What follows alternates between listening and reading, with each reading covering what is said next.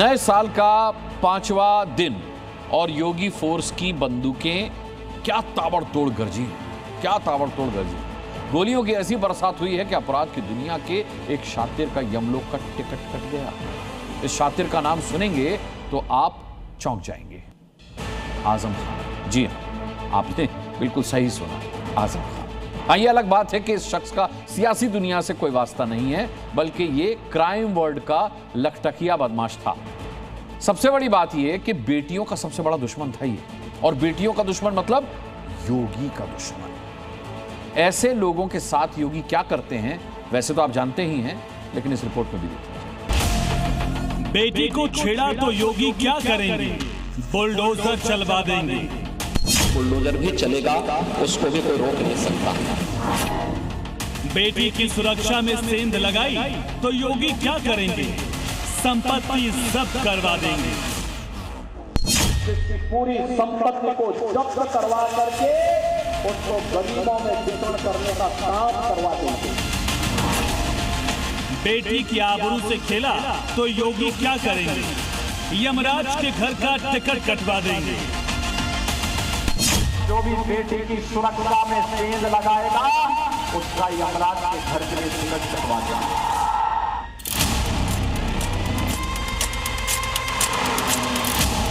UP में बेटियों की सुरक्षा को लेकर सीएम योगी जो कहते हैं वो सिर्फ कागजों पर ही नहीं होता, बल्कि धरातल पर भी दिखता है। इस बार ये गवाही सुल्तानपुर से सामने आई, जहां नए साल के 5वें ही दिन बेटियों की सुरक्षा में सेंध लगाने वाले राक्षस का योगी फोर्स ने यमराज के घर का टिकट काट दिया।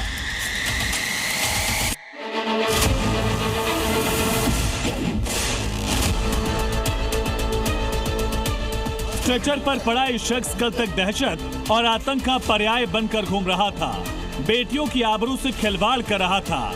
लंबे समय से योगी फोर्स को इस अपराधी की तलाश थी, और बीती रात जब यह हत्थे चढ़ा तो पुलिस ने इसके सीने में पीतल ठोक दिया। हमने पहले बोला था कि अगर लूटोगे, व्यापारी और बेटी की सुरक्षा में खतरा पैदा करोगे तो दूसरे चौराहे पे यमराज इंतजार कर रहा होगा। सुल्तानपुर में जिस अपराधी का योगी फोर्स ने यमराज का टिकट काटा वो कोई छोटा मोटा अपराधी नहीं है। इसकी क्राइम कुंडली आपके होश उड़ा देगी। नाम तालिब उर्फ आजम खान, निवासी लखीमपुर खीरी। लखीमपुर गैंगरेप केस में वांटेड था। अलग अलग थानों में 17 मुकदमे दर्ज। पॉक्सो और बीएनएस एक्ट में केस दर्ज थे। गैंगस्टर और आर्म्स एक्ट में भी केस दर्ज था, और यहां तक कि एनडीपीएस और गोकशी के केस में भी इसकी तलाश की जा रही थी। 1 लाख का इनाम घोषित किया गया था। लखीमपुर पुलिस को खबर मिली कि तालिब और आजम खान सुल्तानपुर के लंबुआ इलाके में है। इस पर सुल्तानपुर पुलिस के साथ मिलकर लखीमपुर खीरी पुलिस ने तालिब को पकड़ने के लिए लंबुआ में देरा पुल के पास घेराबंदी की, चेकिंग अभियान शुरू किया गया। इसी दौरान बाइक पर सवार आजम आता दिखा तो उसे रोकने की कोशिश की गई। आजम ने खुद को गिरता देख पुलिस टीम पर फायरिंग शुरू कर दी। पुलिस ने भी जवाबी कार्रवाई की और क्रॉस फायरिंग में आजम बुरी तरह से घायल हो गया। घायल आजम को तत्काल सीएचसी लाया गया। वहां उसकी गंभीर हालत को देखते हुए जिला अस्पताल रेफर कर दिया गया। जिला अस्पताल में आजम को डॉक्टर्स ने मृत घोषित कर दिया। आजम के खिलाफ लगभग 18 संगीन मामले दर्ज थे, जिसमें हत्या, लूट और बलात्कार जैसे मामले दर्ज थे। हालांकि उसकी उम्र काफी छोटी थी। 26 वर्ष की उम्र में उसने इतना बड़ी घटनाओं को अंजाम दे चुका था। लखीमपुर खीरी के फरदान थाना क्षेत्र में 15 दिसंबर को 12वीं कक्षा की छात्रा ने आरोप लगाया था कि कोचिंग जाते समय उसके साथ 3 लोगों ने रेप किया। इस मामले में 2 आरोपियों को लखीमपुर खीरी में मुठभेड़ के बाद गिरफ्तार किया गया, लेकिन मुख्य आरोपी तालिब उर्फ आजम तभी से फरार चल रहा था। बीती रात न सिर्फ उसकी तलाश खत्म हुई, बल्कि किस्सा भी खत्म हो गया। अपराधी द्वारा पुलिस पार्टी के ऊपर फायरिंग की गई। आत्मरक्षार्थ जवाबी कार्रवाई में पुलिस बल द्वारा भी फायरिंग की गई, जिसमें उक्त बदमाश गोली लगने से घायल हुआ। घायल अपराधी को इलाज के लिए अस्पताल ले जाया गया, जहां पर उसे दौरान इलाज मृत घोषित कर दिया गया। यह अपराधी जनपद लखीमपुर खीरी के फरदान थाने का रहने वाला है। तथा इस पर वर्तमान में 1 लाख रुपए का इनाम भी घोषित है। 2025 में योगी फोर्स की बुलेट जमकर गरजी। 2026 की अभी शुरुआत ही हुई है और योगी फोर्स के तेवर बता रहे हैं कि इस साल भी उसकी पिस्टल हॉलिस्टर में नहीं जाने वाली। बीते 24 घंटे में 1 लाख के इनामी 2 बदमाशों का इलाज हुआ। वाराणसी में कॉलोनाइजर महेंद्र गौतम की हत्या के आरोपी 1 लाख के इनामी गाजीपुर निवासी बदमाश अरविंद यादव और फौजी को रविवार को मुठभेड़ के बाद गिरफ्तार किया गया। जबकि बीती रात सुल्तानपुर में 1 लाख के इनामी लखीमपुर निवासी बदमाश तालिब और आजम का एनकाउंटर में ही किस्सा खत्म कर दिया गया। योगी फोर्स का मैसेज बिल्कुल क्लियर है, अपराधी भूले नहीं, सिर्फ कैलेंडर बदला, सरकार नहीं। इसीलिए कानून से आंख मिचौली खेलने की गलती ना करें, वरना अंजाम तय है। ब्यूरो रिपोर्ट, जी मीडिया। योगी आदित्यनाथ बेटियों की सुरक्षा के प्रति गंभीर हैं। दरअसल वो हर अन्याय के प्रति गंभीर हैं, चाहे वो किसी शहर के साथ हो या किसी इंसान के साथ। ऐसे ही संभल को लेकर के भी वो उतरे हैं। साल 2025 में सीएम योगी ने संभल से कट्टरपंथ को मिटाया था और 2026 के आगाज के साथ ही सीएम योगी संभल को कटियाबाजों से मुक्त कराने के मिशन पर जुट गए हैं और इसके लिए आज सुबह से ही संभल में सबसे बड़े सर्च ऑपरेशन को अंजाम दिया गया। संभल के मुस्लिम बहुल इलाकों में कैसे सुबह 5 बजे कटियाबाज भाईजान को योगी ने शॉक दिया, जरा देखिए सर।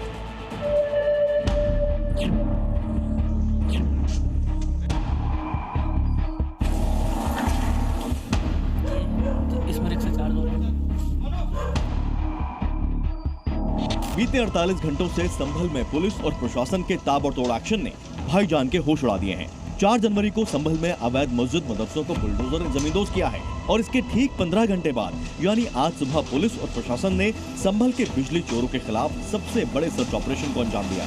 संभल में बिजली चोरी के खिलाफ प्रशासन और पुलिस की एक बड़ी मुहिम लगातार चल रही है। सुबह 5 बजे के करीब यहाँ पर अलग अलग इलाकों में रेड किए जा रहे हैं। जिन इलाकों में ये छापेमारी चल रही है वहाँ 50% के करीब बिजली लॉस के मामले आए हैं, जिसके बाद आज पूरी प्रशासनिक टीम सुबह सुबह यहाँ पर छापेमारी करे।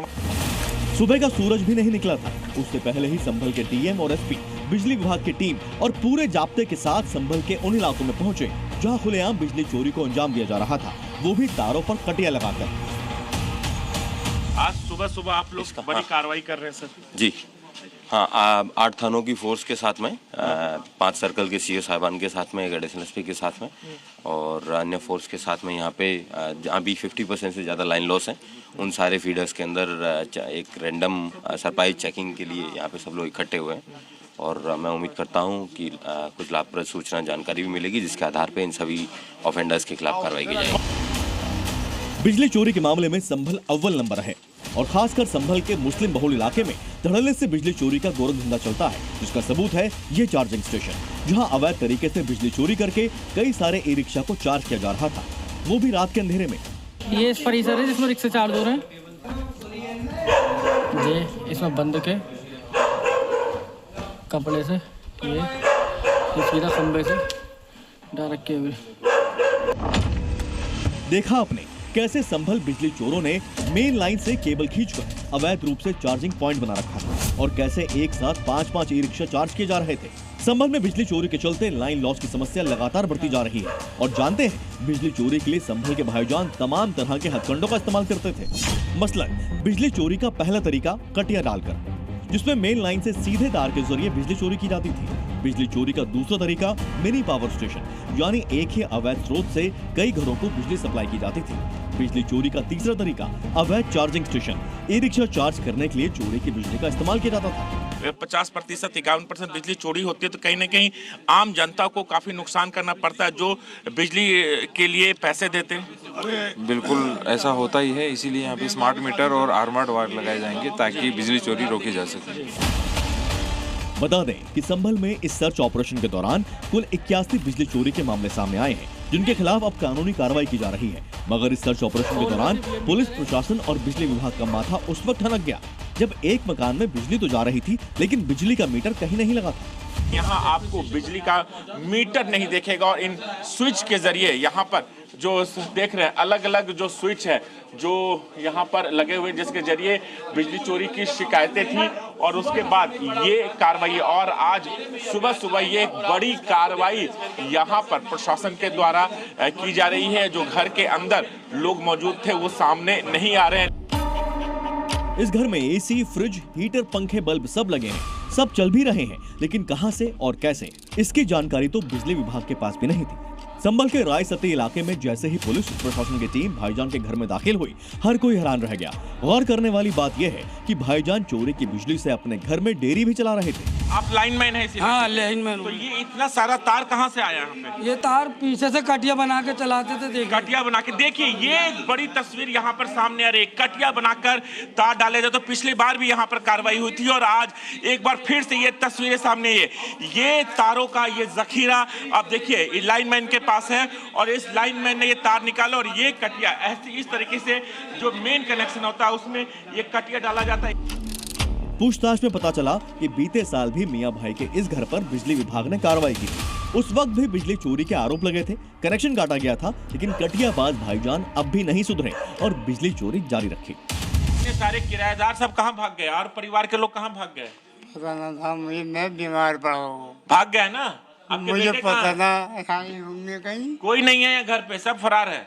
तो मुझे पता था। तो देखिए आसिफ है, इनके बेटे हैं, कारोबार चलता है और कई कमरों का मकान है यहाँ पर और यहाँ पर बिजली कनेक्शन नहीं है, लेकिन यहाँ पर आपको हीटर दिखेगा इस कमरे के अंदर ठंडे से जुगाड़ के लिए, लेकिन ये बिना पैसे दिए बिजली के चल रहा है। आपको एसी दिख रहा है और ये तमाम चीजें यहाँ पर मौजूद हैं। सुबह 5 बजे से शुरू हुई कार्रवाई 3 घंटे तक चली।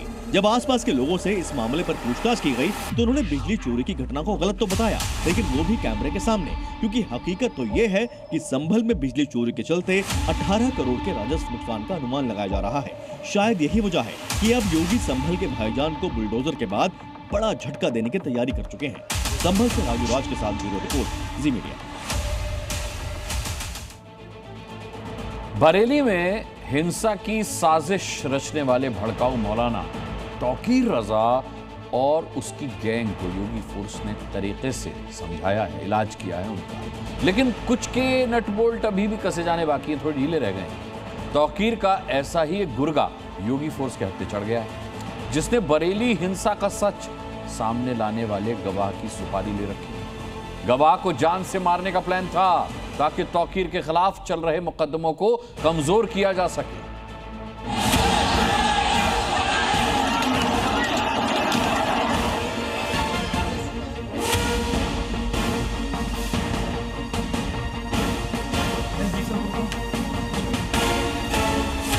उसने बताया कि उसे फिरौती के कुछ पैसे एडवांस में भी मिले थे। बरेली हिंसा के चश्मदीद को जान का खतरा, जेल से कौन रच रहा है साजिश? तौकीर के निशाने पर बरेली हिंसा का गवाह। सुन लीजिए, सीधा सीधा इल्जाम है तौकीर रजा के गुर्गे पर, जिसने बरेली हिंसा की साजिश का पूरा सच योगी फोर्स को बताया। अब उसे ही रास्ते से हटाने की पूरी प्लानिंग की जा रही है। 26 सितंबर को बरेली में हुए बवाल के मामले में चश्मदीद गवाह की जान पर खतरा मंडरा रहा है। गवाह का आरोप है कि बवाल के आरोपी उससे बदला लेने के लिए उसकी हत्या की साजिश रच रहे हैं। इतना ही नहीं, उसकी हत्या के लिए 5 लाख रुपए की सुपारी भी दी जा चुकी है। मेरा कर्तव्य है मेरा बताना कि कोई भी अगर अमन चैन होता है मैं साथ में हूँ, और बदअमनी फैलाता है तो मैं उसके खिलाफ हूँ। मैंने यही पुलिस को बताया, इस बात से नाराज थे। उसने अनीस ने और फैजुल ने अनीस ने अपनी पत्नी को बुलाकर जेल पर, अनीस ने उसके कहने सुपारी दिलवाई अपनी बीवी के माध्यम से। आरोप किसी और पर नहीं, तौकीर रजा के खास गुर्गे अनीस सकलैनी पर है। उसने बताया कि उसे फिरौती के कुछ पैसे एडवांस में भी मिले थे, जिसमें से उसके पास से 20,000 रुपए, 1 अदद 315 बोर का तमंचा और 2 अदद जिंदा कारतूस भी बरामद किए गए हैं। इसका पूर्व का जो है आपराधिक इतिहास भी है। पीलीभीत में भी इसने अपराध किए हुए हैं और हाफिजगंज से भी यहाँ पे इसके विरुद्ध 2 मुकदमे पूर्व में पंजीकृत किए गए। अब जरा ये समझिए कि आखिर इस सुपारी कांड के किरदार कौन कौन से हैं। पीड़ित ने आरोप लगाया है कि मौलाना तौकीर रजा का गुर्गा अनीस सकलैनी इसकी पूरी साजिश रच रहा है और उसके बेटे अदनान ने पीलीभीत के बदमाश फुकरान को उसकी हत्या के लिए 5 लाख रुपए की सुपारी दे दी है। इस साजिश में अनीस सकलैनी की पत्नी यास्मीन सहित कई और लोग भी शामिल बताए जा रहे हैं। फिरदौस का कहना है कि आरोपी उसे मारकर तौकीर के खिलाफ चल रहे मुकदमों को कमजोर करना चाहते हैं। मुझे सूचना इस तरीके से मिली, सकलैन नगर में भूरा तुत्तल नाम का आदमी है, फहीम नाम का, उसने मुझे सूचना दी कि एक शूटर फुरकान नाम का एक शूटर आया हुआ है और वो आपको तलाश रहा है, आपकी तरफ कई बार राउंड लेकर आ गया है। तो मुझे फिक्र हुई, तुरंत मैंने उनसे पूछा। रात को 11:30 बजे फोन किया था, सुबह को दोनों लोग आए। धमकी के बाद से फिरदौस और उसका परिवार डर के साए में जी रहा है। हालांकि सुपारी लेने वाला सुपारी किलर पुलिस के शिकंजे में आ चुका है। ब्यूरो रिपोर्ट, जी मीडिया। कहीं साजिश की जा रही है तो कहीं जान तक ली जा रही है। जमीनी विवाद को लेकर के बुलंदशहर में दो गुट आपस में भिड़ गए और इस भिड़ंत में बुलंदशहर के पूर्व विधायक के भतीजे की हत्या कर दी गई। इस हत्याकांड के बाद पूरे इलाके में हड़कंप मच गया। सैकड़ों की तादाद में भाईजान अस्पताल के बाहर इकट्ठा हो गए। अब सवाल यह है कि योगी राज में भाईजान से खूनी गैंग वॉर किसने की और अब उन हत्यारों के खिलाफ योगी आखिर क्या एक्शन लेंगे?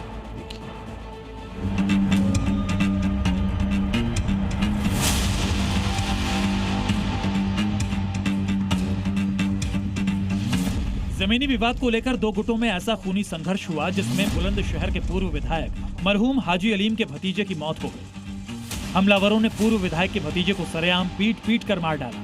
43 साल के सूफियान पर हमलावरों ने लाठी डंडों और धारदार हथियारों से हमला बोला। आरोप तो ये भी लगाया जा रहा है कि पहले तो मारपीट की गई, उसके बाद सूफियान पर स्कॉर्पियो तक चढ़ा दी गई। इस दौरान सूफियान के साथ अकरम भी था, जिसे भी गंभीर चोट आई और अस्पताल में उसका इलाज जारी है। वहाँ से दो भतीजे आ रहे थे, किसी बात पर गए होंगे। सामने 8-10 लोगों ने पहले कार से टक्कर मारी, फिर उनको उतार के पिस्टल विस्टल इन पे था वो सब छीन लिया और इनको मार दिया। एक की डेथ हो गई, एक हॉस्पिटल। ये बीएसपी के पूर्व विधायक हाजी अलीम के छोटे भाई हाजी यूनुस हैं, जो अपने भतीजे का हालचाल जानने अस्पताल पहुंचे। इस दौरान अस्पताल के बाहर सैकड़ों लोगों की भीड़ इकट्ठा थी। वहीं पुलिस की जांच में पता चला है कि 24 बीघा के एक बाग को लेकर पूर्व विधायक के भतीजे की दूसरे गुट से कहासुनी हुई और फिर मामला मारपीट से होते हुए हत्या तक जा पहुंचा। एक बाग था जो करीब 24 बीघे का है, डॉक्टर मुमताज जी का। ये लोग एक वकील साहब हैं कादिर के साथ, दोनों भाई गए थे वहीं बाग पे कि उसकी जो रोड साइड की एरिया है उसको नाप लें और देख लें कि वो फ्रंट कितना है, जिसके आधार पर उनसे फिर पैसे की बातचीत की जाए। वहाँ ये लोग वही कर रहे थे। इसी बीच एक बता रहे हैं एक मोटर स्कॉर्पियो से एक व्यक्ति आया जो इनसे फिर पूछताछ करने लगा, बातचीत करने लगा, फिर इनसे वो हार्ड टॉक में कन्वर्ट हो गए। पुलिस ने हमलावरों की स्कॉर्पियो को भी कब्जे में ले लिया, जिससे सूफियान को टक्कर मारने का दावा किया जा रहा था। वहीं मौके पर सूफियान की कार भी बरामद की गई, जिसके शीशे टूटे हुए। हालांकि हत्या के बाद आरोपी फरार हो गए। इस घटना के बाद पूर्व विधायक के घर में मातम पसरा है। मेरे दोनों भाई, एक भाई जख्मी पड़ा और एक भाई मेरा खत्म हो गया। एक जमीन पर गए थे, उसके अलावा हमें कुछ नहीं पता। आज से 63 साल पहले एक फिल्म रिलीज हुई थी, नाम था दिल ही तो है। आपको भले ही ये फिल्म याद ना हो, लेकिन इस फिल्म का एक गाना बड़ा हिट हुआ था, वो जरूर याद होगा। गाने के बोल थे, लागा चुनरी में दाग छिपाऊं कैसे, याद है ना? अब हुआ कुछ ऐसा है कि इस गाने में चुनरी शब्द की जगह बुरखे का इस्तेमाल होने लगा। जी हाँ, गाने के बोल बदलकर कुछ यूं हो गए हैं कि लागा बुरखे में दाग छुड़ाऊं कैसे। ऐसा क्या हुआ कि चुनरी की जगह बुरखे ने ले ली और क्यों मुस्लिम मोहल्ला ये कहने को मजबूर हो रहा है? देखिए इस रिपोर्ट में।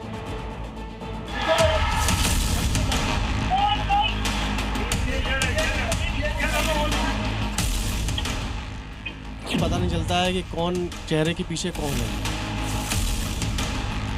हमारे जो अराजक तत्व हैं वो इस पोस्टर को देख करके नहीं आएंगे। दुकानों पर पोस्टर लग गए, खास तौर से ज्वेलरी शॉप पर। पोस्टरों के जरिए अपील की जा रही है कि खरीदारी करने आए तो चेहरा खुला रखें, यानी बुर्के नकाब में आओगे खरीदारी नहीं कर पाओगे। इस अपील की जरूरत क्यों पड़ी, उसके लिए पहले आपको ये तस्वीरें गौर से देखनी होंगी। देखिए यूपी के आगरा में कैसे बुर्के की आड़ में कपड़ों की चोरी की जा रही है। यूपी के ही शामली में देखिए कैसे बुर्के वाली महिला ने बच्ची के जरिए मोबाइल पर हाथ साफ कर दिया। एमपी के इंदौर में देखिए कैसे जूते चप्पल के शोरूम में बुर्के वाली महिला ने दूसरी महिला का पर्स बड़ी सफाई से उड़ा लिया। अब हैदराबाद का ये वीडियो भी देख लीजिए, कैसे बुर्के वाली महिला ने शादी समारोह में दूसरे मेहमान का बैग पार कर दिया। ये वीडियो 4 अलग अलग शहरों के हैं, लेकिन सभी में एक बात कॉमन है और वो है बुर्का यानी नकाब, जिसकी आड़ में चोरी की घटनाओं को अंजाम दिया जा रहा है। सीसीटीवी में सभी की हरकतें कैद हैं, लेकिन चेहरा किसी का नहीं दिख रहा है। यानी चोरी करने वाले नजर तो आ रहे हैं, लेकिन उनकी पहचान नहीं हो पा रही है। बस यही वजह है कि झांसी के सीपरी बाजार इलाके के सर्राफा कारोबारियों ने दुकानों में लगातार बढ़ती चोरी की घटनाओं को रोकने के लिए नया नियम लागू कर दिया है। सर्राफा व्यापार मंडल ने सामूहिक रूप से फैसला किया है कि अब बुर्के या नकाब में आने वाले ग्राहकों को गहने नहीं बेचे जाएंगे। आप देख सकते हैं ये ज्वेलर्स की दुकान है। यहाँ पोस्टर जो लगाया गया उसमें ग्राहकों से अनुरोध किया गया कृपया दुकान के अंदर चेहरा खुला करके ही खरीदारी करें। इस तरह के पोस्टर दुकान की ये बाजार की सभी दुकानों में लगा रखे हैं ताकि जो दुकान में सोने चांदी की खरीदारी करने आए और उनका चेहरा साफ नजर आए। दुकानों के अंदर और बाहर पोस्टर लगाकर ग्राहकों से चेहरा खोलकर दुकान में आने की अपील की जा रही है। ये फैसला सुरक्षा की दृष्टि से लिया गया है, क्योंकि बुर्के और नकाब की आड़ में होने वाली वारदातों में आरोपियों की पहचान मुश्किल होती है। इसीलिए नकाब और बुर्का पहनकर आने वालों की दुकान में एंट्री बैन कर दी गई है। चेहरा ढककर आने वाले ग्राहकों को गहने नहीं बेचे जाएंगे। गहने खरीदने और देखने के लिए भी नकाब और बुर्का हटाना होगा। यानी दुकानदारों ने साफ कर दिया है कि अगर चेहरे पर बुर्का या नकाब होगा तो खरीदारी नहीं करने दी जाएगी।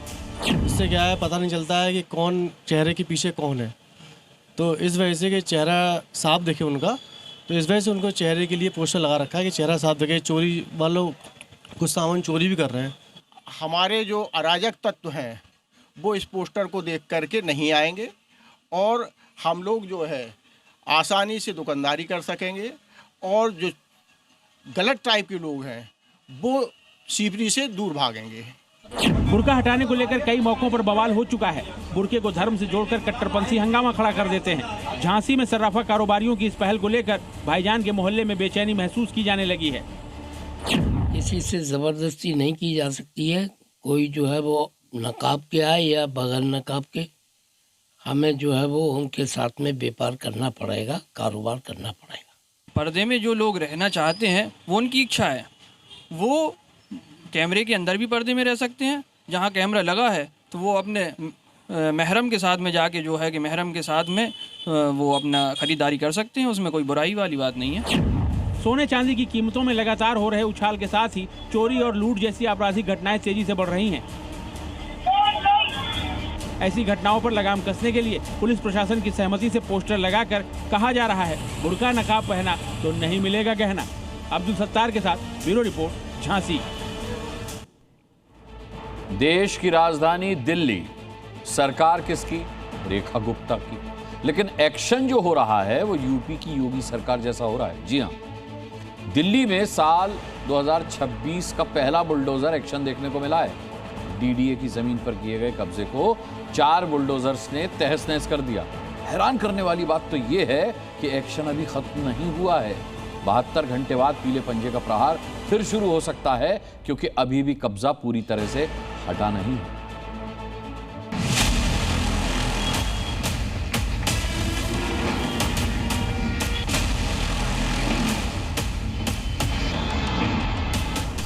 दिल्ली में यूपी जैसा बुलडोजर एक्शन।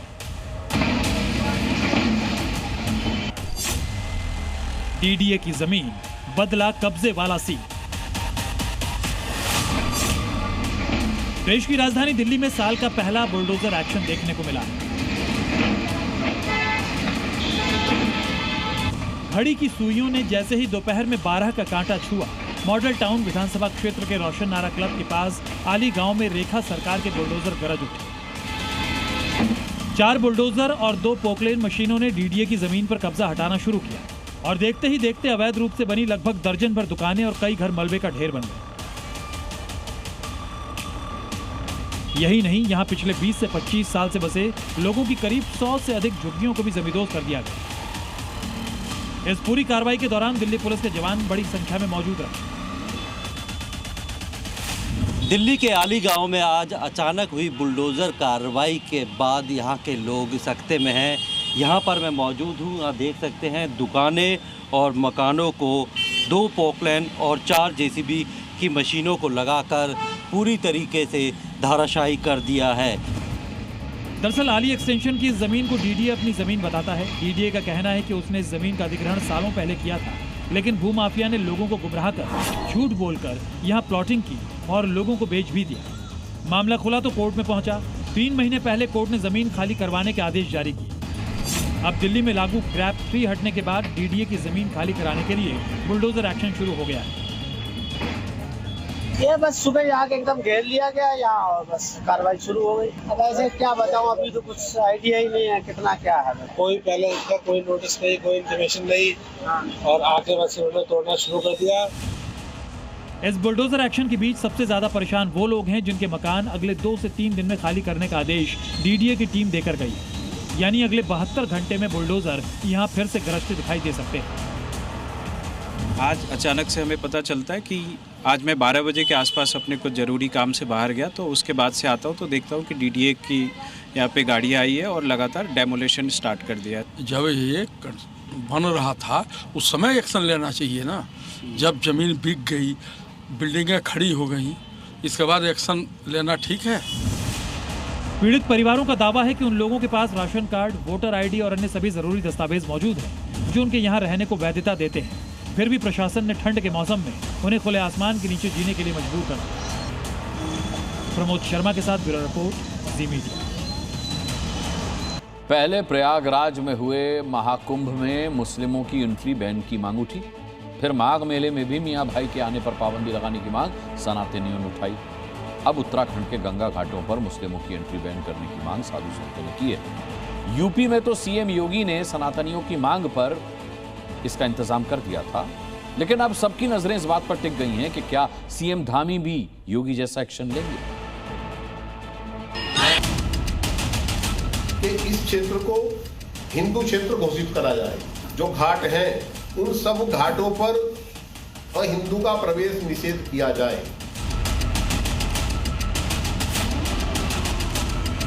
कुंभ क्षेत्र है और हरिद्वार कुंभ क्षेत्र में गैर हिंदुओं का प्रवेश वर्जित होना चाहिए। जिनके प्रवेश को वर्जित करने की बात कही है, क्या उन्होंने कभी हिंदुओं से ये कहा कि आप हमारे यहाँ आइए? किसी प्रकार का कोई ठेकेदारी या कोई अन्य कुंभ के काम उनको नहीं मिलने चाहिए। हरिद्वार एक देवभूमि है, उत्तराखंड पूरा, और यहाँ पर देश और दुनिया से पूरी आस्था और भावनाओं के साथ सनातनी लोग आते हैं। सनातन धर्म का, लेकिन जब व्यवसाय की बात आती है तो व्यवसाय छीनने का काम करते हैं। तो अपने यहाँ हनुमान चालीसा का पाठ करवा लें, हम लोग जाने को तैयार हैं। हम भी फिर बड़ा दिल दिखाने को तैयार हैं। चाहे वो थूक जिहाद हो, चाहे वो भोजन में मिलावट हो, चाहे वो लव जिहाद के रूप में लड़कियों को भगाने का मामला हो, ऐसी अनेकों घटनाएं यहाँ पर जो होती है, उन घटनाओं पर विराम लगाने के लिए ये निर्णय बहुत ही आवश्यक है। धर्म नगरी की गरिमा बची रहे, इन पवित्र जो नदियां हैं इनकी गरिमा बची रहेगी। 2023 और 2024 में बड़े बड़े माफियाओं को ठिकाने लगाया गया। 2025 में दंगाइयों का नंबर आया और अब 2026 के लिए योगी ने नया टारगेट चुन लिया। ये टारगेट क्या है बताता हूं आपको। ये टारगेट है साइबर क्रिमिनल। जी हां, इन साइबर क्रिमिनल्स के से निपटने के लिए योगी आदित्यनाथ नई तरह की फोर्स तैयार कर चुके हैं। ये फोर्स योगी के स्पेशल कमांडोज हैं, जिनका काम होगा यूपी के लोगों को साइबर क्रिमिनल्स से बचाना। ये फोर्स कैसे काम करेगी और कैसे साइबर क्रिमिनल्स को शिकंजे में लेगी, आपको दिखाता हूं इस रिपोर्ट। लखनऊ में डिजिटल अरेस्ट कर 90 लाख ठगे। कानपुर में 70 दिन तक किया डिजिटल अरेस्ट। गाजियाबाद में क्रिप्टो ट्रेडिंग के नाम पर 25 लाख ठगे। शेयर ट्रेडिंग के नाम पर 47 लाख की ठगी। जगह अलग, शिकार अलग, लेकिन ठगी और लूट का पैटर्न सेम। रोजाना अखबार के पन्ने साइबर क्राइम की खबरों से भरे रहते हैं। ऐसे साइबर क्रिमिनल्स के खिलाफ अब योगी आदित्यनाथ ने 10 कदम आगे सोचना शुरू कर दिया है। अपराधी से 10 कदम आगे सोचने की प्रवृत्ति हमारे मन में जब होगी, तब हम उसको अपने नियंत्रण में ले पाएंगे। योगी आदित्यनाथ ने साइबर अपराधियों की कमर तोड़ने और साइबर अपराध पर लगाम लगाने के लिए अब अपनी नई फोर्स को मैदान में उतार दिया है। योगी आदित्यनाथ ने उस फोर्स को नाम दिया है साइबर कमांडो। जिस तरह से एनएसजी कमांडो हैं, जिस तरह से यूपी में एटीएस के कमांडो हैं, ठीक वैसे ही योगी आदित्यनाथ ने पूरे यूपी के लिए साइबर कमांडो तैयार किए हैं। इन कमांडो का मकसद है लोगों को साइबर क्राइम से बचाना। अभी योगी फोर्स ने ऐसे 15 साइबर कमांडो तैयार किए हैं।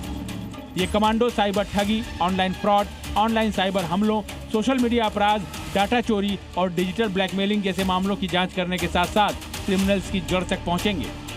सोशल मीडिया प्लेटफॉर्म पर फेक अकाउंट बना करके जाति जाति के बीच में वैमनस्यता और विषवमन करने की एक नई दुष्प्रवृत्ति प्रारंभ हुई है। अभी 15 साइबर कमांडो हैं, लेकिन ये कमांडो अपने जैसे सैकड़ों कमांडो तैयार करेंगे। ये कमांडो दूसरे पुलिसकर्मियों को ट्रेनिंग देंगे। पूरे यूपी में तैनात साइबर कमांडो साइबर क्रिमिनल्स के फुटप्रिंट को ट्रैक करेंगे, फ्रॉड ट्रांजैक्शन का विश्लेषण करेंगे ताकि अपराधियों तक आसानी से पहुंचा जा सके। मुझे विश्वास है कि इसके माध्यम से और बाकी तमाम चीज़ें जो हम लोग कर रहे हैं उसके माध्यम से लोगों में अवेयरनेस फैलेगी डिजिटल अरेस्ट के बारे में, कि डिजिटल अरेस्ट कोई ऐसी चीज़ नहीं होती है और इसमें तत्काल ऐसे झांसे में ना आते हुए पुलिस को 1930 पर सूचित करें, 112 पर सूचित करें और इस प्रकार झांसे में ना आए। अलग अलग शहरों से साइबर ठग गिरफ्तार किए जाते रहे हैं, फिर भी लोगों को डिजिटल अरेस्ट करने के मामले कम नहीं हो रहे। इसकी वजह यह है कि अब साइबर क्राइम एक संगठित अपराध बन चुका है, जहां लोगों को नौकरी पर रखकर साइबर क्राइम करवाए जाते हैं। योगी आदित्यनाथ ने माफिया गिरोहों को खत्म किया है, गो तस्करों के गिरोहों को खत्म किया है, दंगाइयों के गिरोह को भी ध्वस्त किया है। उसी तरह अब बारी है साइबर क्रिमिनल्स के गिरोह की, और इसीलिए योगी आदित्यनाथ ने इस बार अपनी नई फोर्स के साथ साइबर क्राइम के खिलाफ अभियान शुरू किया है। ब्यूरो रिपोर्ट, जी मीडिया। यानी साइबर क्रिमिनल्स का एनकाउंटर भी जल्द शुरू होगा। लेकिन इस नए साल में योगी फोर्स की गोली जमकर चल रही है। न छेड़छाड़ करने वाले बच रहे हैं, न लूटपाट करने वाले बच रहे हैं। योगी आदित्यनाथ ने वचन ले लिया है कि जब तक यूपी से गौ तस्कर गायब नहीं हो जाते, उनका अभियान रुकने वाला नहीं है। आज योगी फोर्स की बुलेट में किनका किनका नाम लिखा था, देखिए। गौ माता को एक काटने के लिए देंगे कसाईयों को, क्या हिंदुस्तान इसको स्वीकार कर पाएगा? क्या गौ तस्करी और गौ कसी करने वाले तत्वों के खिलाफ सतर्क रहना होगा। जीव हत्या नहीं होगी, और अगर किसी ने किया तो उसको फिर उठा के बंद कर देंगे उसी स्लटर हाउस में।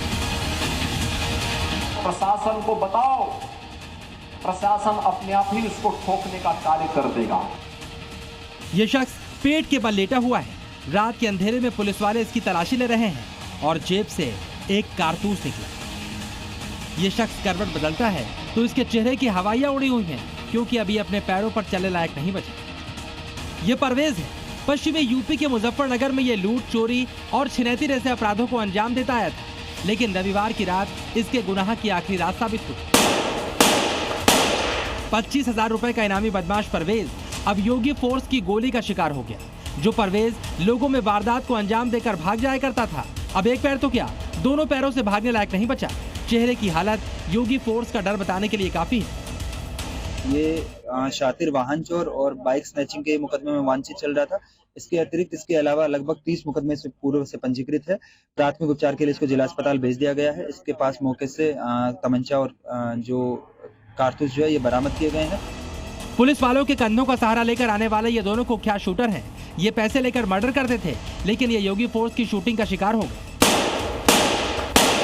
लोगों पर पैर झोंकने वाले इन दोनों बदमाशों पर योगी फोर्स ने पैर झोंका, जिसके कारण ये दोनों अब एक पैर वाले हो गए। 12 घंटे पहले ही इन लोगों ने 4 लाख रुपए लेकर एक शख्स की हत्या की थी, लेकिन योगी फोर्स ने सर्विलांस लगाकर इन्हें दबोच लिया।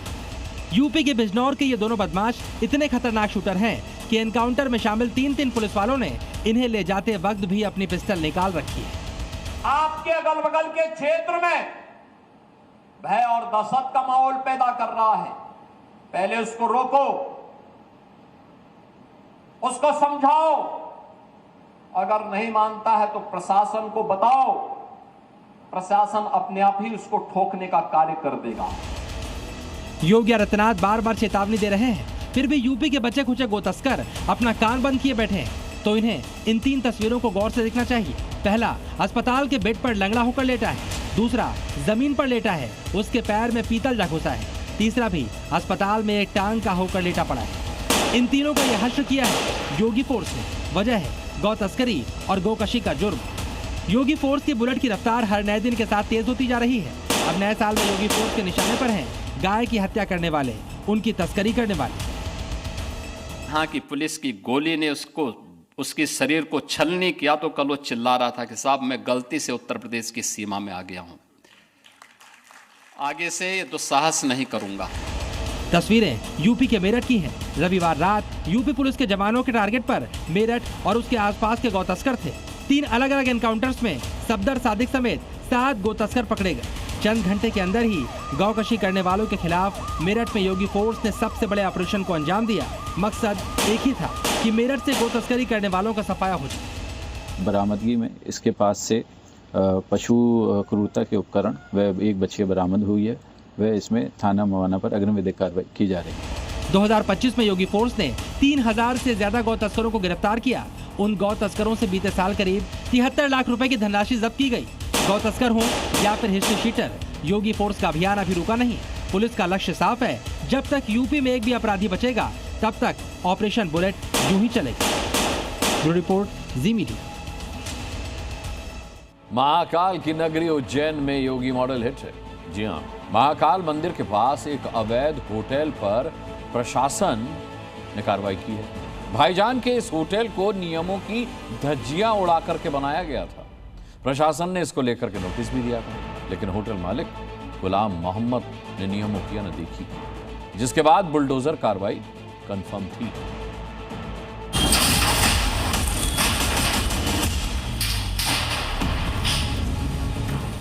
एक, दो,